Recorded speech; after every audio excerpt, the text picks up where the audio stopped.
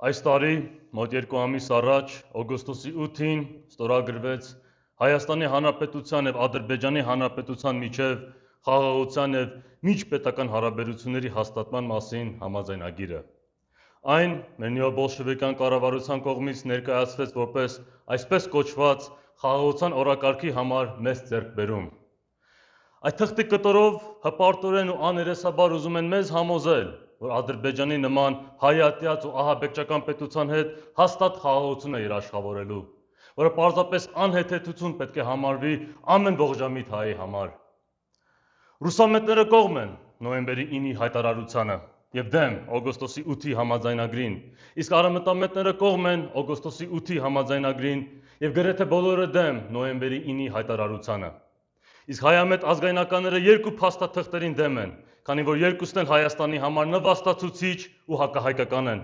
որոնք ոչ միայն ամբողջությամբ դեմ են մեր ազգի շահերին, այլև ուղիղ վտանգ են սպառնում մեր անկախ պետականությանը։ Օգոստոսի 8-ը փաստացի նոյեմբերի 9-ի շարունակությունն է, եւ ողջամիտ հայրենասերի համար անհնար կլինի մեկին դեմ լինել առանց մյուսին դեմ լինելու։ Երկուսն էլ բխում են ռուս-թուրք սիոնիստական շահերից, փաստացի ճանապարհ բացելով, որ Ադրբեջանը իր լիակատար գերակայությունը հաստատի Հայաստանի վրա, մասնատելով ու ոչնչացնելով մեր պետությունը։ Երբ ազգային քաղաքական շարժում գա իշխանության մեր երկրում եւ կերտի իրապես ազգային պետություն, պարտավոր է լինելու ոչնչացնել այս երկու փաստաթղթերը։ Մենք միայն կողմ ենք այն փաստաթղթերին, որոնք մենք մեր ուժով ստիպելու ենք ոսոխին ստորագրել կամաց ճանապարհ բացելով մեծ հայքի կերտման համար։ Փաշինյանն ու նրա խմբակը խոսում են իբր մեր անկախությունը ամրապնդելու մասին, միաժամանակ պատրաստվելով խաղաղությանը, ինչը տրամագծորեն հակասում է թե տրամաբանությանը, թե իրականությանը։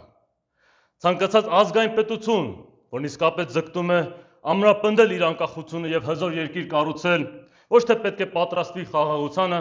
այլ ընդհակառակը, պետք է միանշանակ պատրաստվի պատերազմի։